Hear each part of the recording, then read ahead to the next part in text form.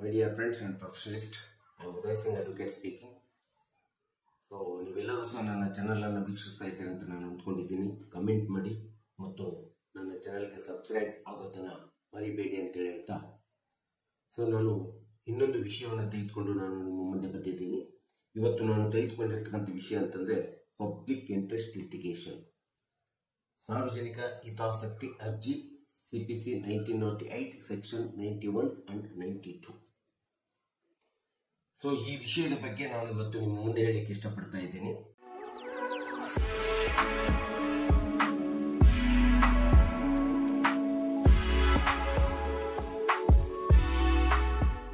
ಇವತ್ತಿನ ದಿನಗಳಲ್ಲಿ ಆಧುನಿಕ ಸಾಮಾಜಿಕ ವ್ಯವಸ್ಥೆ ಒಳಗಡೆ ಇವತ್ತು ಸಾರ್ವಜನಿಕ ಹಿತಾಸಕ್ತಿ ಎಂಬತಕ್ಕಂಥದ್ದು ತುಂಬಾ ಅವಶ್ಯಕತೆ ಇದೆ. ಸಿವಿಕ್ ಅವೇರ್ನೆಸ್ ಅಂತ ಹೇಳ್ತೀವಿ. ನಾವಿವತ್ತು ಇಲ್ಲಿ ನಾವು ನಲಿಸಬೇಕಾದ್ರೆ ಈ ಒಂದು ಸಿವಿಕ್ ಅವೇರ್ನೆಸ್ ಅನ್ನು ಇಟ್ಕೊಂಡು ನಾವು ನಲಿಸಬೇಕಾಗುತ್ತೆ. ಸಾರ್ವಜನಿಕ ಹಿತಾಸಕ್ತಿಯನ್ನ CPC 1908 ಸೆಕ್ಷನ್ 91 ಅಂಡ್ ಮತ್ತು 92 ದಲ್ಲಿ ಹೇಗೆ ನಾವು ಸಾರ್ವಜನಿಕ ಹಿತಾಸಕ್ತಿ ಅರ್ಜಿಯನ್ನು ಸಲ್ಲಿಸಬಹುದು ಎಂಬುದರ ಬಗ್ಗೆ ವಿವರಣೆ ವಿಶ್ಲೇಷಣೆ ಕೊಟ್ಟಿರ್ತಕ್ಕಂಥದ್ದು ನಾವು ನೋಡ್ತೀವಿ.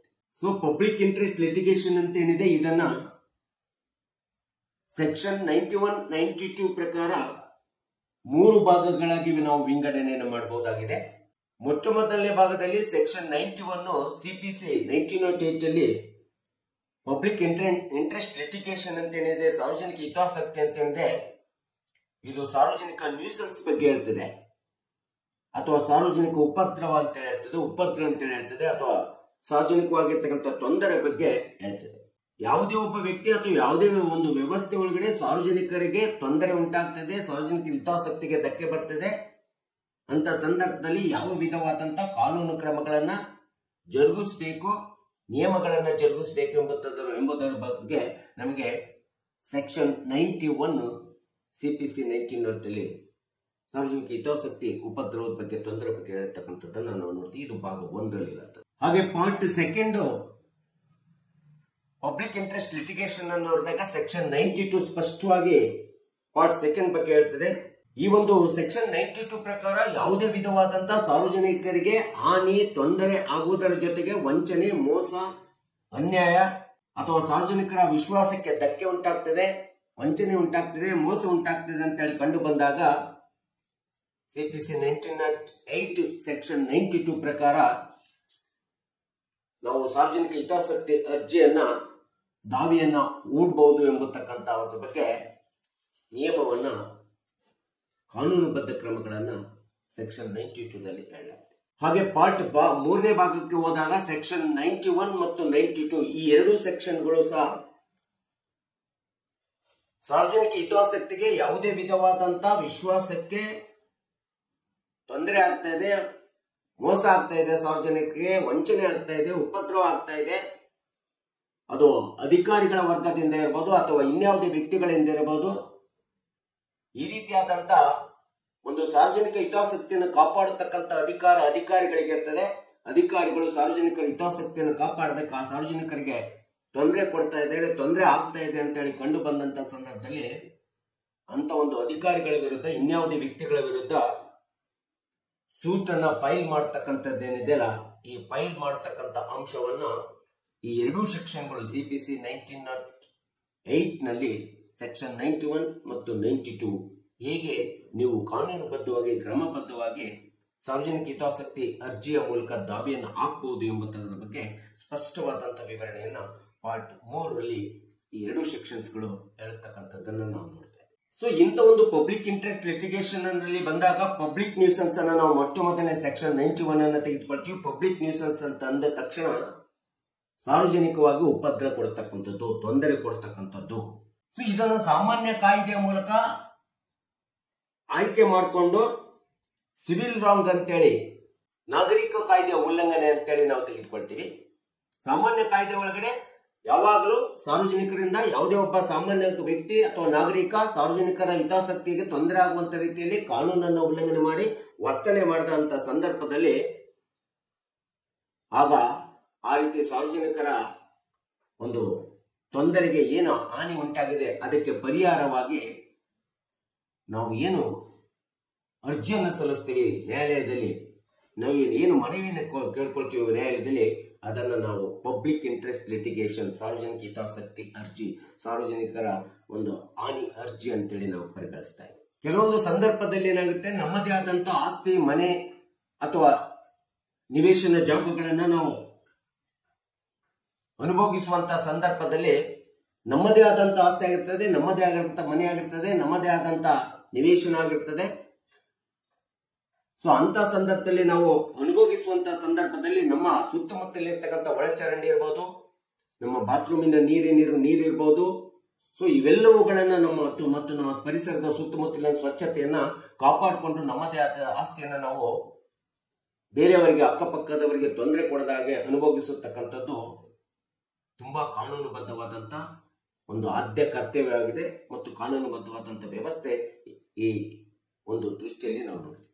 ಸೊ ಕೆಲವೊಂದು ಸಂದರ್ಭದಲ್ಲಿ ನಮ್ಮದೇ ಆದಂತ ಮನೆಯನ್ನ, ನಮ್ಮದೇ ಆದಂತ ಆಸ್ತಿ ಅಂತಸ್ತನ್ನ, ನಿವೇಶನಗಳನ್ನು ಅನುಭವಿಸುವಂತಹ ಸಂದರ್ಭದಲ್ಲಿ ಅಕ್ಕಪಕ್ಕದಲ್ಲಿರ್ತಕ್ಕಂಥ ಸಾರ್ವಜನಿಕರಿಗೆ ಅಥವಾ ಸಾರ್ವಜನಿಕರ ದಾರಿಯನ್ನ ನಾವು ನಮ್ಮದು ಅಂತ ಹೇಳತಕ್ಕಂಥ ರೀತಿಯಲ್ಲಿ ಅನುಭವಿಸಿಕೊಂಡು ಸಾರ್ವಜನಿಕರ ಓಡಾಟಕ್ಕೆ ಅಥವಾ ಸಾರ್ವಜನಿಕರ ಅಕ್ಕಪಕ್ಕದ ಪರಿಸರಕ್ಕೆ ಒಂದು ತೊಂದರೆ ಕೊಡ್ತಕ್ಕಂಥದ್ದು, ಸ್ವಚ್ಛತೆಯನ್ನು ಇಟ್ಕೊಳ್ಳಾರ್ದೆ ಈ ಬೇರೆಯವರಿಗೆ ತೊಂದರೆ ಕೊಡುವಂತ ರೀತಿಯಲ್ಲಿ ನಾವೇನಾದ್ರೂ ನಮ್ಮ ಆಸ್ತಿಯನ್ನ ಅನುಭವಿಸ್ತೀವಿ, ನಿರ್ವಹಣೆ ಮಾಡ್ತೀವಿ ಅಂತಂದ್ರೆ ಅದು ಸಾರ್ವಜನಿಕ ಹಿತಾಸಕ್ತಿ ಅರ್ಜಿಯಲ್ಲಿ ಬರ್ತದೆ, ಹಿತಾಸಕ್ತಿ ಅರ್ಜಿಯ ದಾವೆಯಲ್ಲಿ ಬರ್ತದೆ. ಅಂತ ಸಂದರ್ಭದಲ್ಲಿ ಆ ರೀತಿಯಾದಂತ ತೊಂದರೆ ಕೊಟ್ಟಂತ, ಸುತ್ತಮುತ್ತಲಿರ್ತಕ್ಕಂಥ ಯಾವುದೇ ತೊಂದರೆ ಕೊಟ್ಟಂತ ವ್ಯಕ್ತಿ ಇರ್ಬೋದು ಅಥವಾ ಆ ಒಂದು ವ್ಯಾಪ್ತಿಗೆ ಸಂಬಂಧಪಟ್ಟಂತ ಅಧಿಕಾರಿಗಳ ವರ್ಗ ಇರಬಹುದು. ಸೊ ಇಂಥ ಸಂದರ್ಭದಲ್ಲಿ ಸಾರ್ವಜನಿಕ ಹಿತಾಸಕ್ತಿಯ ಮೂಲಕ ನಾವು ನಮ್ಮದೇ ಆದಂತ ಸಾರ್ವಜನಿಕರಿಗೆ ಅಥವಾ ನಮಗೆ ಆಗುವಂತ ತೊಂದರೆಯನ್ನ ಪರಿಹರಿಸಿಕೊಳ್ಳಲಿಕ್ಕೆ ಈ ಒಂದು ಪಬ್ಲಿಕ್ ಇಂಟ್ರೆಸ್ಟ್ ಲಿಟಿಗೇಷನ್ ತುಂಬಾ ಅವಶ್ಯಕತೆ ಆಗಿದೆ ಇವತ್ತಿನ ಒಂದು ಸಾರ್ವಜನಿಕ ಪರಿಸರ ಮತ್ತು ಸ್ವಚ್ಛತೆಯನ್ನು ಕಾಪಾಡಿಕೊಳ್ಳಿಕ್ಕೆ ಎಂಬತಕ್ಕಂಥದ್ದನ್ನ ನಾವು ಹೇಳ್ಕೊಳ್ತೇವೆ. ಇಂಥ ಒಂದು ಸಾರ್ವಜನಿಕ ಹಿತಾಸಕ್ತಿ ಅರ್ಜಿ ಎಂಬತಕ್ಕಂಥದ್ದು ಸೆಕ್ಷನ್ 91 ಪ್ರಕಾರ ಯಾವುದೇ ಒಬ್ಬ ವ್ಯಕ್ತಿಯ ವಿರುದ್ಧ ಸಲ್ಲಿಸಬಹುದು, ಒಂದು ವ್ಯವಸ್ಥೆ ವಿರುದ್ಧ ಸಲ್ಲಿಸಬಹುದು ಅಥವಾ ಅಧಿಕಾರಿಗಳ ವಿರುದ್ಧವೂ ಸಹ ಸಲ್ಲಿಸತಕ್ಕಂಥ ಅವಕಾಶವನ್ನ ಸೆಕ್ಷನ್ 91 ಮಾಡಿಕೊಡ್ತಾ ಇದೆ. ಸೊ ಈ ಒಂದು ಸೆಕ್ಷನ್ 91 ಪ್ರಕಾರ ಸಾರ್ವಜನಿಕ ಹಿತಾಸಕ್ತಿ ಅರ್ಜಿಯನ್ನು ಸಲ್ಲಿಸಬೇಕಾದ್ರೆ ಕೆಲವೊಂದು ನಿಯಮಗಳನ್ನು ಅನುಸರಿಸಬೇಕಾಗುತ್ತೆ. ಕೆಲವೊಂದು ಪಬ್ಲಿಕ್ ನ್ಯೂಸೆನ್ಸ್ ಆದಂತ ಸಂದರ್ಭದಲ್ಲಿ ಈ ನಿಯಮಗಳನ್ನು ಅನುಸರಣೆ ಮಾಡಿ ಕಂಡೀಷನ್ಸ್ ಗಳಿಗೆ, ನಿಯಮಗಳಿಗೆ ಒಳಪಟ್ಟು ನಾವು ಪಬ್ಲಿಕ್ ಇಂಟ್ರೆಸ್ಟ್ ಲಿಟಿಗೇಷನ್ ಅನ್ನು ಆಗಬೇಕಾಗುತ್ತೆ. ಅಂತ ಒಂದು ಕಂಡೀಷನ್ ನಿಯಮ ಅಂತಂದ್ರೆ ಮೊದಲನೇದಾಗಿ ನಾವು ಹೇಳ್ಬೇಕಾದ್ರೆ, ಸೊ ಪಬ್ಲಿಕ್ ಇಂಟ್ರೆಸ್ಟ್ ಲಿಟಿಗೇಷನ್ ಅನ್ನು ಆಗ್ಬೇಕಾದ್ರೆ 2 ಅಥವಾ 2ಕ್ಕಿಂತ ಹೆಚ್ಚು ವ್ಯಕ್ತಿಗಳಿಗೆ ಅಥವಾ ಇನ್ನೂ ಹೆಚ್ಚಿನ ವ್ಯಕ್ತಿಗಳಿಗೆ ಸಾರ್ವಜನಿಕವಾಗಿ ಹಾನಿಯಾಗಿರ್ಬೇಕು, ತೊಂದರೆ ಆಗಿರ್ಬೇಕು, ಕಿರಿಕಿರಿ ಆಗಿರ್ಬೇಕು ಬೇರೆಯವರಿಂದ, ಅಥವಾ ಯಾವುದೇ ಒಂದು ವ್ಯಾಪ್ತಿಗೆ ಬರತಕ್ಕಂಥ ಅಧಿಕಾರಿ ವರ್ಗಗಳು ಆ ಒಂದು ಸ್ವಚ್ಛತೆಯನ್ನು ಕಾಪಾಡಿಕೊಳ್ಳುವಂತೆ ಸಾರ್ವಜನಿಕರಿಗೆ ತೊಂದರೆ ಕೊಡ್ತಾ ಇದ್ದಾರೆ, ಯಾವುದೇ ರೀತಿಯಾದಂಥ ಮನವಿ ಕೊಟ್ಟು ಕೂಡ ಅವರು ಸ್ಪಂದಿಸ್ತಾ ಇಲ್ಲ ಎಂಬತಕ್ಕಂಥದ್ದು ಒಂದು ಅತಿ ಪ್ರಮುಖವಾದಂತಹ ಕಂಡೀಷನ್ ನಿಯಮ ಇದೆ. 2 ಅಥವಾ 2ಕ್ಕಿಂತ ಹೆಚ್ಚು ವ್ಯಕ್ತಿಗಳಿಗೆ ತೊಂದರೆ ಆಗಿರ್ಬೇಕು, ಆಗ ಅದು ಸಾರ್ವಜನಿಕ ತೊಂದರೆ ಹಾನಿ ಅಂತೇಳಿ ಪಬ್ಲಿಕ್ ನ್ಯೂಸೆನ್ಸ್ ಅಂತೇಳಿ ನಾವು ಅಂದ್ಕೊಳ್ತೀವಿ. ಇದು ಒಂದು ಕಂಡೀಷನ್. ಸೊ ಇಂಥ ಒಂದು ಪಬ್ಲಿಕ್ ಇಂಟ್ರೆಸ್ಟ್ ಲಿಟಿಗೇಷನ್ ಆಗಬೇಕಾದ್ರೆ ಅಡ್ವೊಕೇಟ್ ಜನರಲ್ ಆಫ್ ಹೈಕೋರ್ಟಿನ ಒಪ್ಪಿಗೆಯನ್ನು ತೆಗೆದುಕೋಬೇಕು. ಒಂದು ವೇಳೆ ಸ್ಥಳೀಯವಾಗಿ ಜಿಲ್ಲಾ ಮಟ್ಟಕ್ಕೆ ಬಂದಾಗ ಜಿಲ್ಲಾ ನ್ಯಾಯಾಲಯದಲ್ಲಿ ಇರ್ತಕ್ಕಂಥ ನ್ಯಾಯಾಧೀಶರು, ಆಡಳಿತಾತ್ಮಕವಾದಂತಹ ಅಧಿಕಾರಿಗಳ ಒಪ್ಪಿಗೆಯನ್ನು ಪಡ್ಕೊಂಡ್ಬಿಟ್ಟು ಯಾವುದೇ ವ್ಯಕ್ತಿಗಳು ಇಂಥ ಒಂದು ಸಾರ್ವಜನಿಕ ಹಿತಾಸಕ್ತಿ ಅರ್ಜಿಯನ್ನ ಸಾರ್ವಜನಿಕ ರಕ್ಷಣೆಯನ್ನು ಮಾಡಲಿಕ್ಕೆ, ಸಾರ್ವಜನಿಕ ವ್ಯವಸ್ಥೆಯನ್ನು ಕಾಪಾಡಲಿಕ್ಕೆ, ಸ್ವಚ್ಛತೆಯನ್ನು ಕಾಪಾಡಲಿಕ್ಕೆ, ಪರಿಸರವನ್ನು ಕಾಪಾಡಲಿಕ್ಕೆ ಇನ್ಯಾವುದಕ್ಕೆ ಆದ್ರೆ ಸೊ ಅರ್ಜಿಯನ್ನು ಸಲ್ಲಿಸತಕ್ಕಂಥ ಅಧಿಕಾರವನ್ನ ಕಾನೂನುಬದ್ಧವಾಗಿರ್ತಕ್ಕಂಥದ್ದನ್ನ ಸೆಕ್ಷನ್ 91 ಹೇಳತಕ್ಕಂಥದ್ದು ನಾವು ನೋಡ್ತೀವಿ. ಸೊ ಸಿಪಿಸಿ ಸೆಕ್ಷನ್ 91 ಪ್ರಕಾರ ಸಾರ್ವಜನಿಕ ಹಿತಾಸಕ್ತಿಯನ್ನು ಅರ್ಜಿ ಸಲ್ಲಿಸಲಿಕ್ಕೆ ಯಾವ ವ್ಯಕ್ತಿಯಾದರೂ ಸಹ ಸ್ವಾಯತ್ತತೆಯಿಂದ ಸ್ವತಂತ್ರವಾಗಿ ಪ್ರತಿಯೊಬ್ಬ ಸಾರ್ವಜನಿಕರು ಸಹ ಇಂಥ ಒಂದು ಪಬ್ಲಿಕ್ ಇಂಟ್ರೆಸ್ಟ್ ಲಿಟಿಗೇಷನ್ ಅನ್ನ ಹಾಕೊಳ್ಳತಕ್ಕಂಥ, ದಾವಿಯನ್ನು ಹೂಡತಕ್ಕಂಥ ಸಂಪೂರ್ಣವಾದಂತಹ ಸ್ವಾಯತ್ತತೆ, ಸ್ವತಂತ್ರತೆಯನ್ನ ಈ ಒಂದು ನಿಯಮ ಮಾಡಿಕೊಟ್ಟಿರ್ತಕ್ಕಂಥದ್ದನ್ನ ನಾವು ನೋಡ್ತೇವೆ.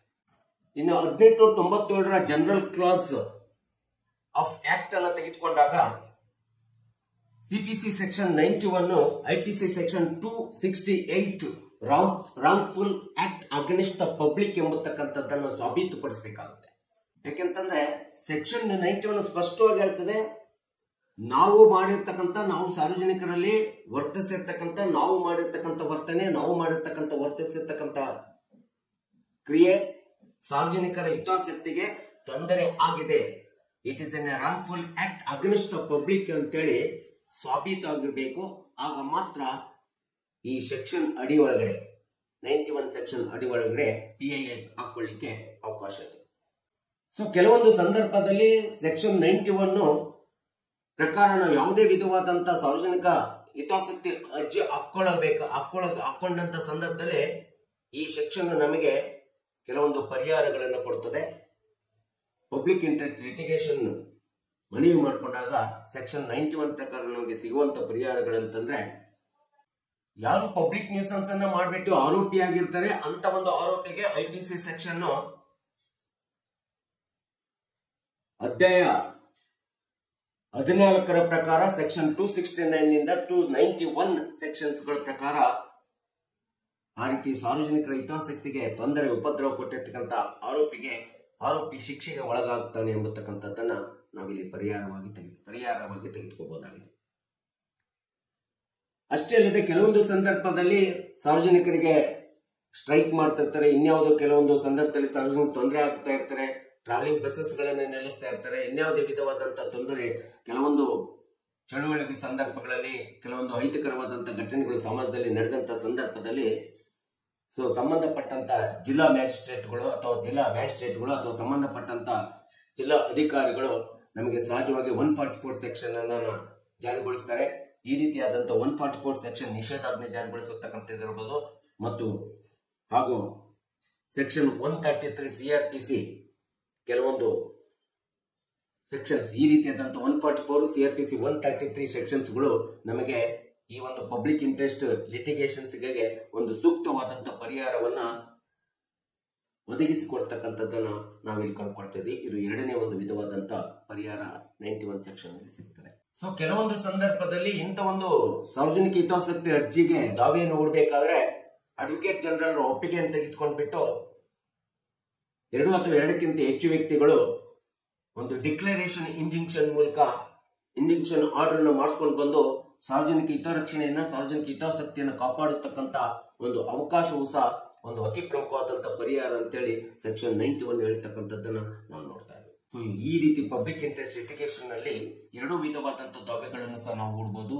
ಒಂದು civil suit public interest litigations ಅಂತೇಳಿ ಸಹ ನಾವು ಹೂಡಬಹುದು, criminal suit of public interest litigation ಅಂತೇಳಿ 2 ವಿಧವಾದಂತಹ ದಾವೆಗಳನ್ನು ಹೂಡಲಿಕ್ಕೆ ಅವಕಾಶ ಇದೆ. ಇನ್ನು ಸೆಕ್ಷನ್ 92 CPC ಏನ್ ಹೇಳ್ತದೆ ಅಂದ್ರೆ, suits relating to the public trust ಅಂತ ಹೇಳ್ತದೆ, ಸ್ಪಷ್ಟವಾಗಿ ಹೇಳ್ತದೆ. ಸೆಕ್ಷನ್ 92 CPC ಯಾವುದೇ ವಿಧವಾದಂತಹ ಸಾರ್ವಜನಿಕರ ವಿಶ್ವಾಸಕ್ಕೆ ಧಕ್ಕೆ ಉಂಟಾಗ್ತದೆ, ಸಾರ್ವಜನಿಕರಿಗೆ ವಂಚನೆ ಉಂಟಾಗ್ತಾ ಇದೆ, ಈ ರೀತಿಯಾದಂತಹ ಸಾರ್ವಜನಿಕರಿಗೆ ಧಕ್ಕೆ, ವಂಚನೆ, ಹಾನಿ, ವಿಶ್ವಾಸ ದ್ರೋಹ ಉಂಟಾಗುತ್ತಕ್ಕಂಥ ಸಂದರ್ಭದಲ್ಲಿ ಸೆಕ್ಷನ್ 92 ಪ್ರಕಾರ ನಾವು ಒಂದು ಅರ್ಜಿಯನ್ನ ಸಾರ್ವಜನಿಕ ಹಿತಾಸಕ್ತಿ ಅರ್ಜಿಯನ್ನು ಹಾಕೊಳ್ಬಹುದು. ಅದು ಅಂತಂದ್ರೆ ಯಾವುದೇ ಒಂದು ಟ್ರಸ್ಟ್ ಇರ್ಬೋದು, ಚಾರಿಟೇಬಲ್ ಟ್ರಸ್ಟ್ ಇರ್ಬೋದು, ಅಥವಾ ಟ್ರಸ್ಟ್ ಇರ್ಬೋದು, ಅಥವಾ ಸಾರ್ವಜನಿಕರಿಗೋಸ್ಕರ ಕಾರ್ಯನಿರ್ವಹಣೆ ಮಾಡ್ತಕ್ಕಂಥ NGOಗಳಿರ್ಬೋದು, ಸಂಸ್ಥೆಗಳಿರ್ಬೋದು. ಸೊ ಇಂಥ ಒಂದು ಟ್ರಸ್ಟ್ಗಳು ಅಥವಾ ವಿಶ್ವಸ್ತ ಸಂಸ್ಥೆಗಳು ಏನಾದರೂ ಸಾರ್ವಜನಿಕರ ಕಲ್ಯಾಣಕ್ಕೋಸ್ಕರ ನಿರ್ಮಾಣ ಆಗಿರ್ತಕ್ಕಂಥ ಸಂಸ್ಥೆಗಳಿಂದ ಸಾರ್ವಜನಿಕರಿಗೆ ತೊಂದರೆ ಆಗ್ತಿದೆ, ವಿಶ್ವಾಸಕ್ಕೆ ಧಕ್ಕೆ ಉಂಟಾಗ್ತದೆ, ವಂಚನೆ ಆಗ್ತದೆ, ಮೋಸ ಆಗ್ತದೆ, ಹಾನಿ ಉಂಟಾಗ್ತದೆ ಅಂತ ಕಂಡು ಬಂದಂತ ಸಂದರ್ಭದಲ್ಲಿ ಇಂಥ ಒಂದು ಟ್ರಸ್ಟ್ ಅಥವಾ ಚಾರಿಟೇಬಲ್ ಟ್ರಸ್ಟ್ಗಳ ವಿರುದ್ಧವೂ ಸಹ ನಾವು ಸಾರ್ವಜನಿಕ ಹಿತಾಸಕ್ತಿಯನ್ನು ಹಾಕಿಕೊಳ್ಳುವಂತ ಅವಕಾಶವನ್ನು ಸೆಕ್ಷನ್ 92 ಹೇಳ್ತದೆ. ಎಸ್ಪೆಷಲಿ ಸೆಕ್ಷನ್ 92 ಪ್ರಕಾರ ಈ ಒಂದು PIL ಅನ್ನು ಹಾಕಬೇಕಾದ್ರೆ ಸಾರ್ವಜನಿಕರ ಹಕ್ಕುಗಳಿಗೆ ತೊಂದರೆ ಉಂಟಾಗಿರಬೇಕು, ಸಾರ್ವಜನಿಕರ ಹಿತಾಸಕ್ತಿಗೆ ತೊಂದರೆ ಉಂಟಾಗಿರಬೇಕು, ಸಾರ್ವಜನಿಕರ ಭದ್ರತೆಗೆ ತೊಂದರೆ ಉಂಟಾಗಿರಬೇಕು, ಈ ರೀತಿಯಾದಂತಹ ಸಾರ್ವಜನಿಕರಿಗೆ ವಂಚನೆ ಆಗಿರಬೇಕು. ಇಂಥ ಒಂದು ಇಡೀ ಒಂದು ಸಾರ್ವಜನಿಕರ ವಂಚನೆ, ವಿಶ್ವಾಸ ದ್ರೋಹ, ಹಾನಿ ಅಥವಾ ಇದೆಲ್ಲದನ್ನ ರಕ್ಷಿಸಿಕೊಳ್ಳಿಕ್ಕೆ ಹಾಕುವಂತ ಒಂದು ಪಬ್ಲಿಕ್ ಇಂಟ್ರೆಸ್ಟ್ ಲಿಟಿಗೇಷನ್ ಅನ್ನೇ ಸೆಕ್ಷನ್ 92 ಹೇಳಿರ್ತಕ್ಕಂಥದ್ದನ್ನ ನಾವಿಲ್ಲಿ ನೋಡ್ತೇವೆ. ಸೊ ಇಂಥ ಒಂದು ಸೂಟ್ ಹಾಕ್ಬೇಕಾದ್ರೆ ಸೆಕ್ಷನ್ 92 ಪ್ರಕಾರ ಇದು ಪಬ್ಲಿಕ್ ರೆಪ್ರೆಸೆಂಟೇಷನ್ ಸೂಟ್ ಅಂತೇಳಿ ನಾವು ಪರಿಗಣಿಸ್ತೀವಿ. ಸಾರ್ವಜನಿಕ ಹಿತಾಸಕ್ತಿಗೋಸ್ಕರ, ಸಾರ್ವಜನಿಕ ಭದ್ರತೆಯನ್ನ ಕಾಪಾಡಲಿಕ್ಕೋಸ್ಕರ ಸಾರ್ವಜನಿಕ ಪ್ರಾತಿನಿಧ್ಯಾತ್ಮಕ ಅರ್ಜಿ, ಹಿತಾಸಕ್ತಿ ಮನವಿ ಅಂತೇಳಿ ಸೆಕ್ಷನ್ 92 ಪ್ರಕಾರ ನ್ಯಾಯಾಲಯದಲ್ಲಿ ಹೂಡಬೇಕಾಗುತ್ತೆ. ನ್ಯಾಯಾಲಯ ಅದನ್ನು ಪರಿಗಣಿಸ್ತಾರೆ. ಸೆಕ್ಷನ್ 92 ಅಡಿಯಲ್ಲಿ ನಾವೇನಾದ್ರೂ ಯಾವುದೇ ಒಂದು ಸಾರ್ವಜನಿಕ ಹಿತಾಸಕ್ತಿಗೆ ಅರ್ಜಿಯನ್ನು ದಾವೆಯನ್ನು ಹೂಡಬೇಕಾದ್ರೆ ಈ ಕೆಳಗಿನ ನಿಯಮಗಳನ್ನು ನಾವು ಕಡ್ಡಾಯವಾಗಿ ಅನುಸರಿಸಲೇಬೇಕು. ಯಾವ ಒಂದು ಟ್ರಸ್ಟ್ ಅಥವಾ ಚಾರಿಟೇಬಲ್ ಸಂಸ್ಥೆ ವಿರುದ್ಧ ನಾವು ಸಾರ್ವಜನಿಕ ಹಿತಾಸಕ್ತಿಯನ್ನು ಹಾಕ್ತೀವಿ ಅದು ಸಾರ್ವಜನಿಕ ಉದ್ದೇಶಕ್ಕೋಸ್ಕರ ಸ್ಥಾಪನೆ ಆಗಿದೆ ಎಂಬತಕ್ಕಂಥದ್ರ ನಿಯಮ ಮೊಟ್ಟ ಮೊದಲು ನಾವು ಅನುಕರಣೆ ಮಾಡಬೇಕು. ಮತ್ತು ಎರಡನೇದಾಗಿ ಇಂಥ ಒಂದು ಟ್ರಸ್ಟ್ ಅಥವಾ ಚಾರಿಟೇಬಲ್ ಟ್ರಸ್ಟ್ ಸಾರ್ವಜನಿಕ ಉದ್ದೇಶಕ್ಕೋಸ್ಕರ ಇರುವುದಲ್ಲದೆ ಸಾರ್ವಜನಿಕರಿಗೆ ವಂಚನೆ ಮಾಡಿದೆ, ಮೋಸ ಮಾಡಿದೆ, ವಿಶ್ವಾಸಕ್ಕೆ ದ್ರೋಹ ತಂದಿದೆ ಮತ್ತು ಸಾರ್ವಜನಿಕರ ಆಸ್ತಿ ಪಾಸ್ತಿಗೆ ವಂಚನೆಯನ್ನು ಮಾಡಿದೆ ಎಂಬತಕ್ಕಂಥದ್ದನ್ನ ನಾವು ಖಚಿತಗೊಳಿಸ್ಕೋಬೇಕಾಗುತ್ತೆ. ಸೆಕ್ಷನ್ 92 ಅಡಿಯಲ್ಲಿ ನಾವು PIL ಅನ್ನು ಹಾಕಬೇಕಾಗುತ್ತೆ. ಇದು ಎರಡನೇ ನಿಯಮ. ಸೊ ಸೆಕ್ಷನ್ 92 ಅಡಿ ಒಳಗಡೆ ನಾವು ಯಾವುದೇ ವಿಧವಾದಂತ ಪರಿಹಾರನ ಕೇಳಬೇಕಾದ್ರೆ PIL ಮೂಲಕ ಪರಿಹಾರ ಕೇಳಬೇಕಾದ್ರೆ ಸ್ಪೆಸಿಫಿಕ್ ಆಗಿ ನಾವು ಸಾಬೀತುಪಡಿಸಬೇಕಾಗುತ್ತೆ. ಇದು ವಂಚನೆ ಆಗಿದೆ, ಮೋಸ ಆಗಿದೆ ಅಂತೇಳಿ ನಾವು ಸ್ಪೆಸಿಫಿಕ್ ಆಗಿ ಸಾಬೀತುಪಡಿಸಬೇಕಾಗುತ್ತೆ.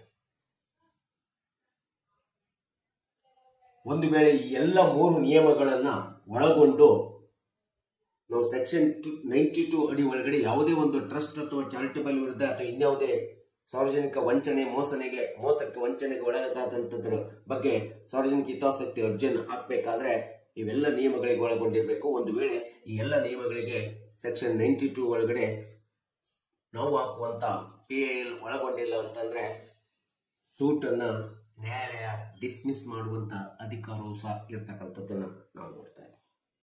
ಇನ್ನು ಸೆಕ್ಷನ್ 92 ಅಡಿಯಲ್ಲಿ ನಾವೇನಾದ್ರೂ ಪಬ್ಲಿಕ್ ಇಂಟ್ರೆಸ್ಟ್ ಲಿಟಿಗೇಷನ್ ದಾವೆಯನ್ನು ಹೂಡಿದಾಗ ಏನೇನು ಪರಿಹಾರಗಳನ್ನ ನಮಗೆ ಈ ಒಂದು ಸೆಕ್ಷನ್ ಅಡಿಯಲ್ಲಿ ನ್ಯಾಯಾಲಯ ನಮಗೆ ಕೊಡ್ಲಿಕ್ಕೆ ಸಾಧ್ಯ ಇದೆ ಅಂತಂದ್ರೆ, ನೀವು ಯಾವೊಂದು ಟ್ರಸ್ಟ್ ವಿರುದ್ಧ PIL ಹಾಕಿರ್ತೀರಿ ಅಂತ ಒಂದು ಟ್ರಸ್ಟ್ ಅನ್ನ ರದ್ದುಗೊಳಿಸಬಹುದು ಅಥವಾ ತೆಗೆದುಹಾಕಬಹುದು, ಅಥವಾ ಅಂತ ಆ ಒಂದು ಟ್ರಸ್ಟ್ ಅಥವಾ ಚಾರಿಟೇಬಲ್ ಟ್ರಸ್ಟಿನ ಮುಖ್ಯಸ್ಥರನ್ನಾಗಿ ಇನ್ನೊಬ್ಬರನ್ನ ನೇಮಕ ಮಾಡುವಂತ ಪರಿಹಾರ ನ್ಯಾಯಾಲಯ ಕೊಡ್ತದೆ.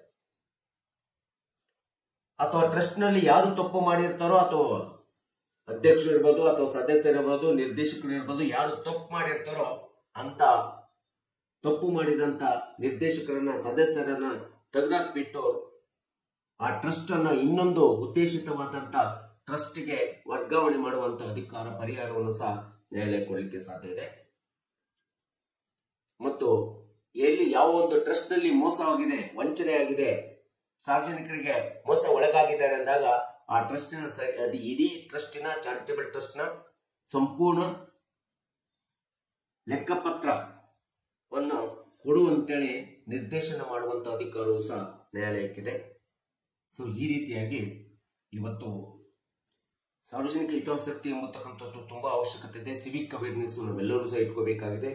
ನಾವು ಸಿವಿಕ್ ಅವೇರ್ನೆಸ್ ಇಲ್ಲದೆ ನಾವು ಇಲ್ಲಿ ಬದುಕುವಂಥದ್ದು ತಪ್ಪಾಗುತ್ತೆ, ಜೀವಿಸುವಂಥದ್ದು ತಪ್ಪಾಗುತ್ತೆ. ಯಾಕಂದ್ರೆ ಜೀವಿಸುವ ಹಕ್ಕು ಎಲ್ಲರಿಗೂ ಇದೆ. ಯಾರಿಗೂ ಉಪದ್ರವ ಕೊಡಲಾರ್ದಂಗೆ, ಯಾರಿಗೂ ತೊಂದರೆ ಮಾಡಲಾರ್ದಂಗೆ ಸಾರ್ವಜನಿಕರ ಹಿತಾಸಕ್ತಿಯನ್ನು ರಕ್ಷಣೆ ಮಾಡಿ ಕಾಪಾಡಿಕೊಂಡು ನಾವೆಲ್ಲರೂ ಬದುಕಬೇಕೆಂಬತಕ್ಕಂಥ ಹಿನ್ನೆಲೆಯನ್ನ ಈ ಒಂದು CPC ಸೆಕ್ಷನ್ 1908, ಸೆಕ್ಷನ್ 91 ಮತ್ತು 92 ಈ 2 ಸೆಕ್ಷನ್ಸ್ಗಳು ಸಾರ್ವಜನಿಕ ಹಿತಾಸಕ್ತಿಯನ್ನ ಕಾಪಾಡುವಂಥದ್ದು ಮತ್ತು ಸಾರ್ವಜನಿಕ ರಕ್ಷಣೆಯನ್ನ ಮಾಡಲಿಕ್ಕೆ ಇರ್ತಕ್ಕಂಥ ಕಾನೂನುಬದ್ಧ ನಿಯಮಗಳು ಇದ್ದಾವೆ. ಸೊ ಇವುಗಳನ್ನ ಸಂಬಂಧಪಟ್ಟಂತ ಜಿಲ್ಲಾ ನ್ಯಾಯಾಲಯದಲ್ಲೂ ಸಹ ಈ ಒಂದು ಸಾರ್ವಜನಿಕ ಹಿತಾಸಕ್ತಿ ಅರ್ಜಿಗಳನ್ನ ಮನವಿಗಳನ್ನ ಹಾಕಿ ನಾವು ಸಾರ್ವಜನಿಕರ ಹಿತಾಸಕ್ತಿಯನ್ನ ರಕ್ಷಣೆ ಮಾಡ್ತಕ್ಕಂಥದ್ದು, ಪರಿಸರವನ್ನು ರಕ್ಷಣೆ ಮಾಡ್ತಕ್ಕಂಥದ್ದು, ಸ್ವಚ್ಛತೆಯನ್ನು ಕಾಪಾಡಿಕೊಳ್ಳಕ್ಕೆ ರಕ್ಷಿಸಿಕೊಳ್ಳುವಂತ ಒಂದು ಅವಕಾಶ ಈ ಕಾನೂನುಬದ್ಧವಾಗಿದೆ ಎಂಬತಕ್ಕಂಥದ್ದನ್ನ ಸಾರ್ವಜನಿಕರು ಮತ್ತು ಅಕ್ಕಪಕ್ಕದಲ್ಲಿ ವಾಸಿಸುತ್ತಕ್ಕಂಥ ಪ್ರತಿಯೊಬ್ಬ ವಾಸಿಸುವ ಸಾರ್ವಜನಿಕ ವ್ಯಕ್ತಿಗಳು, ಪಕ್ಷದಾರರು, ವಕೀಲರು ನಮ್ಗೆಲ್ಲರಿಗೂ ತಿಳಿದಿರಲಿ ಎಂಬತಕ್ಕಂಥ ಮೂಲ ಉದ್ದೇಶವನ್ನು ಇಟ್ಕೊಂಡು ನಾನು ಈ ವಿಡಿಯೋವನ್ನು ಮಾಡಿದ್ದೀನಿ. ಸೊ ನನ್ನ ವಿಡಿಯೋ ಇಷ್ಟ ಆಗಿದ್ರೆ ನೀವು ನನ್ನ ಚಾನಲನ್ನು ವಿಡಿಯೋವನ್ನು ವೀಕ್ಷಿಸಿ, ಚಾನಲನ್ನು ನೋಡಿ ಮತ್ತು ಕಮೆಂಟ್ ಮಾಡಿ ಮತ್ತು ನನ್ನ ಚಾನಲ್ಗೆ ಸಬ್ಸ್ಕ್ರೈಬ್ ಆಗೋದನ್ನು ಮರಿಬೇಡಿ ಅಂತೇಳಿ ಹೇಳ್ತಾ ಇವತ್ತಿನ ವಿಡಿಯೋಕ್ಕೆ ವಿರಾಮವನ್ನು ಹೇಳ್ತೀನಿ. ಇನ್ನೊಂದು ವಿಷಯವನ್ನು ತೆಗೆದುಕೊಂಡು ಮುಂದಿನ ವಿಡಿಯೋದಲ್ಲಿ ನಿಮ್ಮ ಮುಂದೆ ಬರ್ತೀನಿ.